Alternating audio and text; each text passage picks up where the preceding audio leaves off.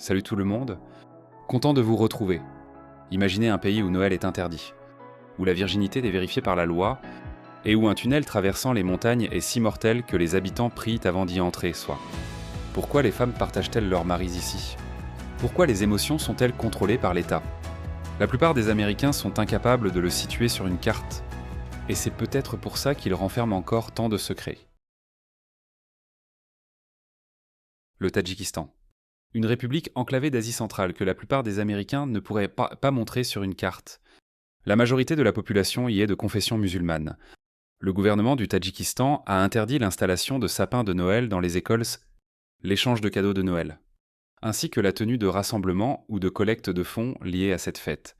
Ce pays est composé à 93% de montagnes. Les routes serpentent comme des rubans à travers des gorges étroites, tandis que les nuages effleurent les sommets des chaînes du Pamir et de l'Alaï, certains culminant à plus de 7300 mètres d'altitude, Enhiwa. Les avalanches isolent des villages entiers. Le Tadjikistan compte moins de 10 millions d'habitants sur un territoire de la taille du Wisconsin. Un État américain, en comparaison, la Californie est 2 fois et demi plus grande et 4 fois plus peuplée. Le Tadjikistan ne semble pas seulement isolé, il l'est vraiment. Alors, que trouve-t-on dans cette nation montagneuse oubliée? On y parle le tadjik, une forme moderne du persan. Les villes, construites par les soviétiques, avec leurs immeubles brutalistes et des statues de Lénine qui ont miraculeusement survécu à l'indépendance, la vie quotidienne, profondément influencée par l'islam, bien que pratiquée d'une manière locale unique, et sur les hauts plateaux, on trouve encore des familles nomades élevant des yaks, vivant dans des yourtes et lisant le ciel comme un calendrier. Et vous? Oseriez-vous conduire dans un tunnel si dangereux que les habitants prient avant de s'y engager? Le tunnel d'Anzob, officiellement nommé tunnel d'Istiklol, perce les montagnes au nord de Douchambé. On le surnomme le tunnel de la mort, mauvaise ventilation. Éclairage insuffisant. Quant au barrage de Rogun, il sera le plus haut du monde. Long de près de 5 km, le tunnel relie la capitale à la ville de Kodjent. Au nord, à ses débuts. Le tunnel n'avait ni ventilation, ni éclairage. Et à peine un système de drainage. On avait l'impression de respirer des gaz d'échappement à la place de l'air, raconte Akmal. Un chauffeur de taxi de Douchambé qui a traversé le tunnel plus de 200 fois. On ne voit pas la route, on suit juste les feux arrière devant soi, en priant pour qu'ils ne disparaissent pas. Des améliorations ont été apportées depuis 2016, avec l'aide d'ingénieurs iraniens et du gouvernement tadjik. Mais les problèmes persistent. Aujourd'hui encore. La ventilation reste peu fiable aux heures de pointe et l'éclairage tombe souvent en panne pendant les orages ou en cas de trafic intense. Ne traversez jamais le tunnel d'Anzob la nuit. Les chauffeurs locaux recommandent les taxis collectifs. Ils connaissent les moments sûrs pour voyager.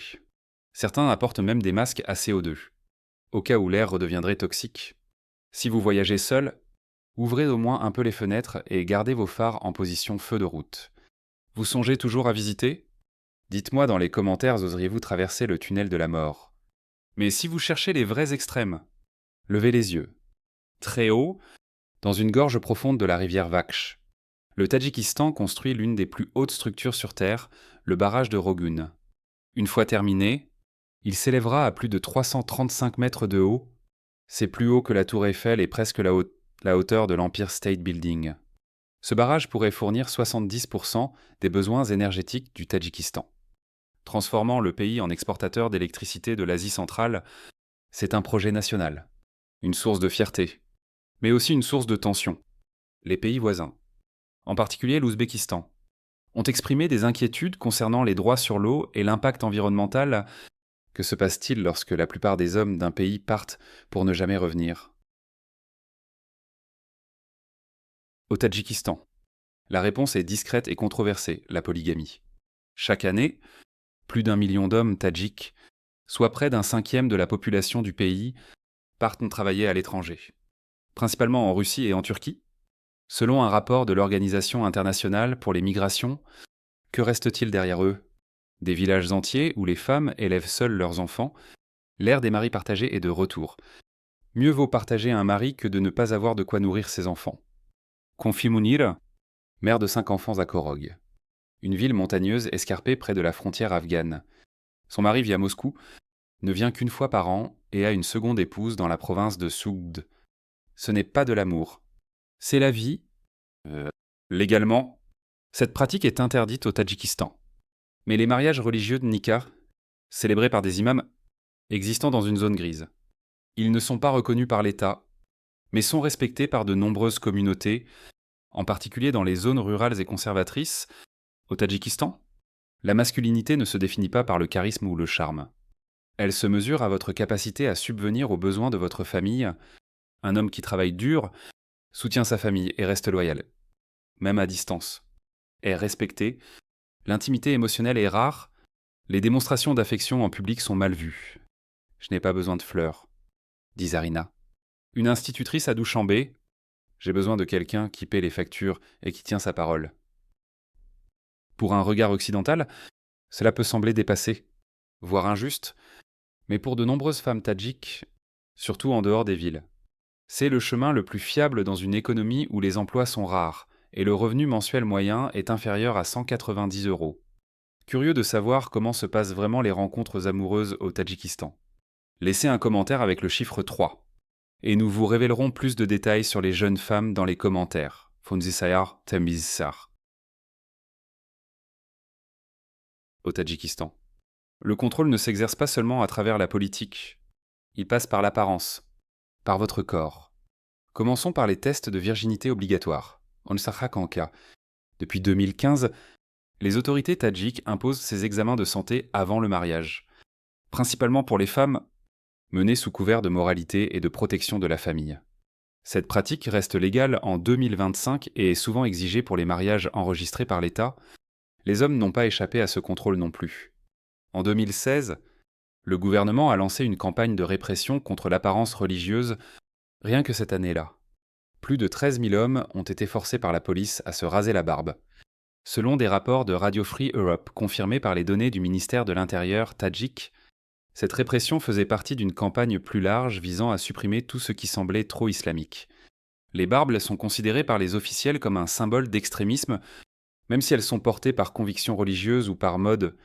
Parallèlement, les femmes font face à des restrictions vestimentaires strictes et timoflesprot. Le hijab est interdit dans les écoles publiques et les universités, et les jeans serrés ainsi que les mini-jupes sont souvent qualifiés de non traditionnels par les autorités. En 2024, le ministère de la Culture a même lancé une campagne encourageant les femmes à porter le costume national de longues robes pudiques avec un foulard noué d'une manière spécifique. Pourriez-vous vivre dans un endroit où votre barbe est un acte politique, où le mariage commence par un examen médical et où la pudeur est imposée par la loi? Dites-le-moi dans les commentaires. Prendriez-vous le risque d'entrer dans un lieu où le temps change, mais pas le danger? À l'extrême est du Tadjikistan, le corridor du Wakhan tranche les nations comme une cicatrice. Cette mince bande de territoire afghan, d'à peine 16 km de large, sert de zone frontalière avec la Chine. Le Pakistan et le Tadjikistan, c'est un endroit sauvage, isolé et mortel. Si vous marchiez vers l'est depuis Korog, vous finiriez par atteindre ce no man's land, un lieu où l'heure locale avance de 3h30 lorsque vous traversez la frontière afghane. Il n'y a pas de réseau téléphonique, pas d'hôpitaux, juste de la neige, des soldats et le silence. Raconte Olim, un guide du Pamir qui a accompagné des travailleurs humanitaires à travers le corridor. Un faux pas peut vous coûter la vie. Le département d'État américain maintient une alerte de niveau 4 pour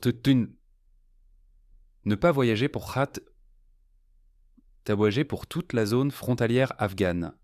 Citant les conflits armés, le terrorisme et les mines terrestres, les blizzards hivernaux piègent les gens dans des cols de montagne où même les hélicoptères ne peuvent pas accéder.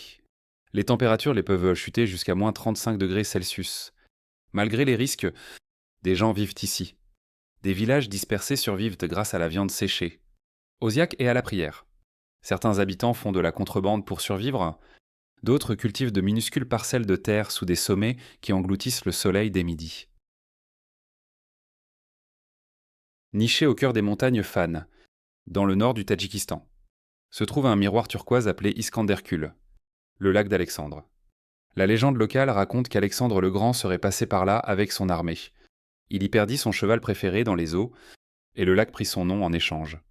À plus de 2100 mètres au-dessus du niveau de la mer, Entouré de sommets s'élevant à plus de 3000 mètres, Iskanderkul semble tout droit sorti d'un mythe. Le vent est vif, le silence est total. Les aigles volent bas, leurs ombres glissant sur le lac comme d'anciens présages. Aventurez-vous vers l'est, le long de la route du Pamir.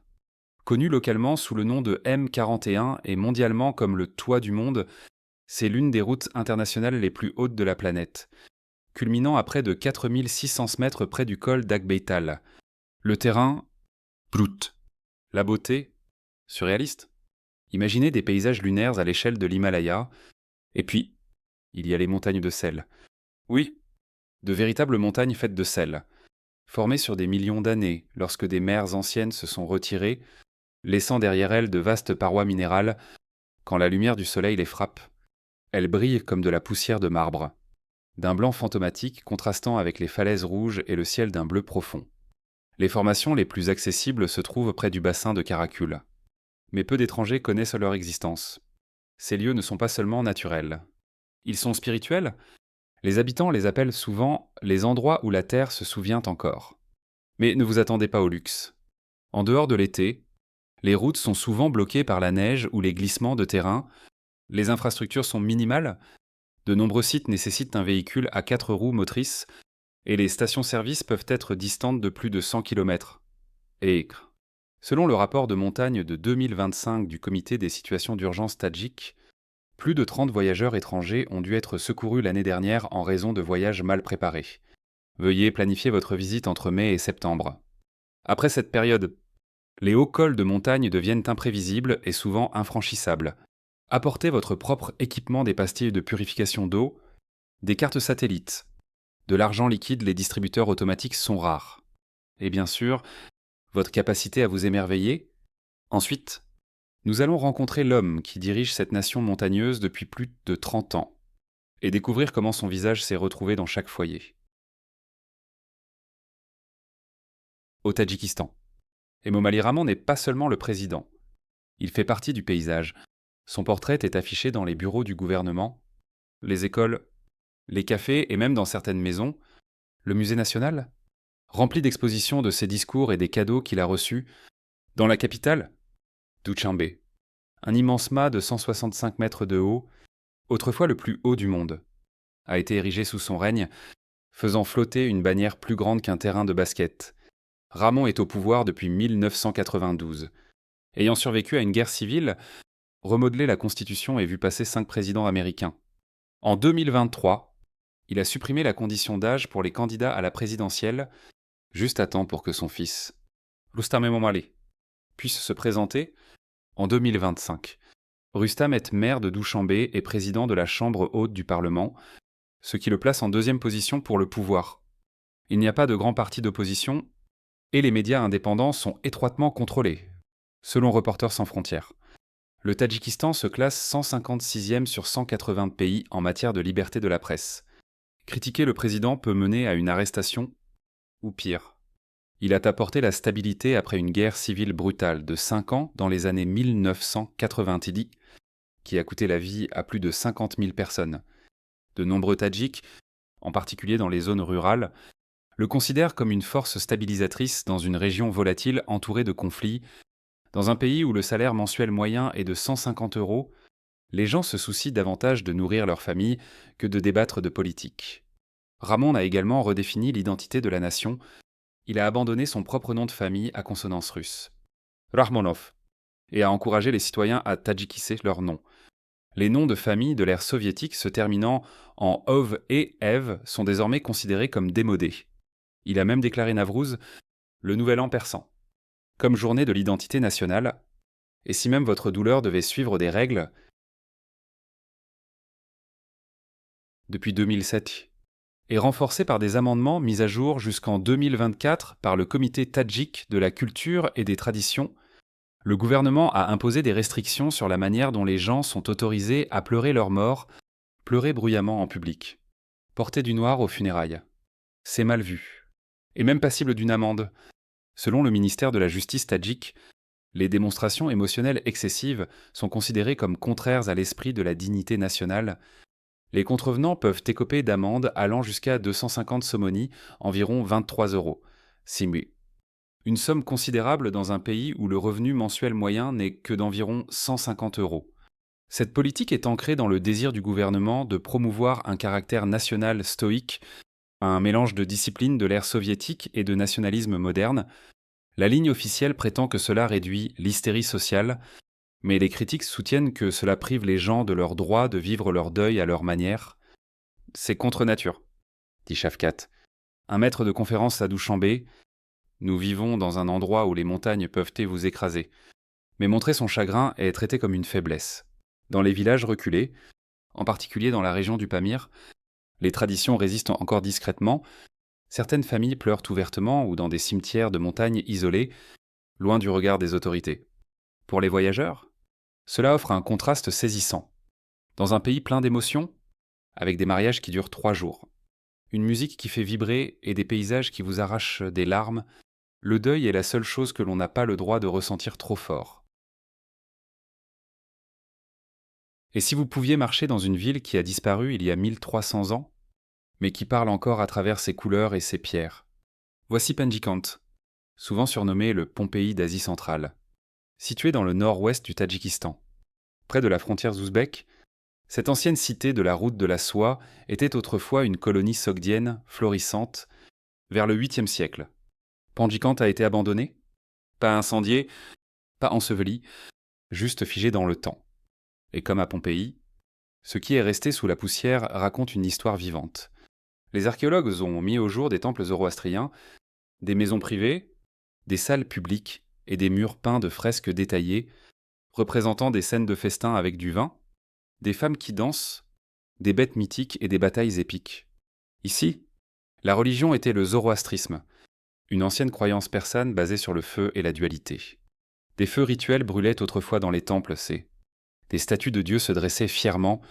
Les femmes sont souvent représentées dans des positions de pouvoir festoyant, chantant, dirigeant des cérémonies. En 2025, les fouilles sont toujours en cours, menées par des archéologues tadjiks et occasionnellement des équipes étrangères, Petsimena, mais le site n'est pas entièrement ouvert.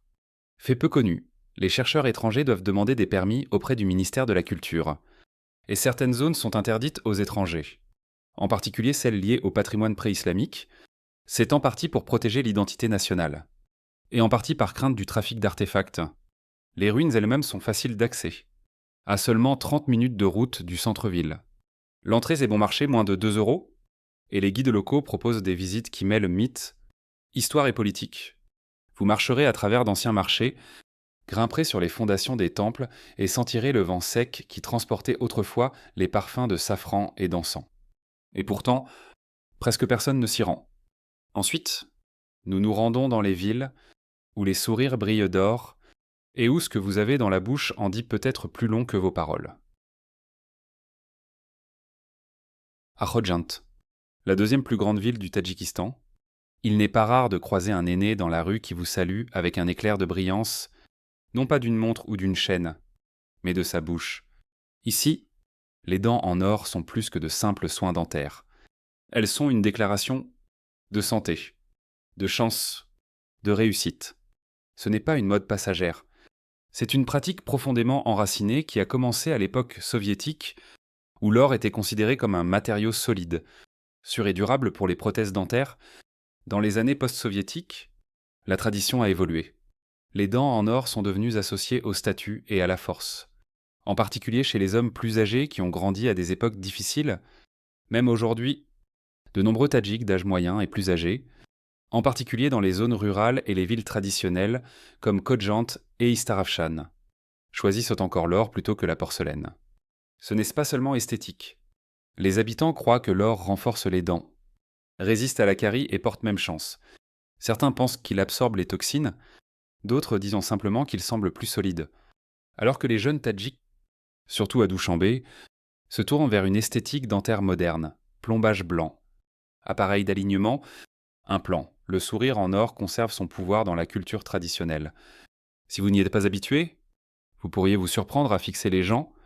Ne le faites pas. Dans l'étiquette tadjike, fixer quelqu'un, surtout sa bouche, est impoli, voire offensant. Et plaisanter sur les dents en or de quelqu'un, c'est absolument à proscrire, en particulier avec les hommes plus âgés, qui pourrait y voir un signe de manque de respect. Changeons de sujet. Vous vous demandez comment vous y rendre. N'est-ce pas?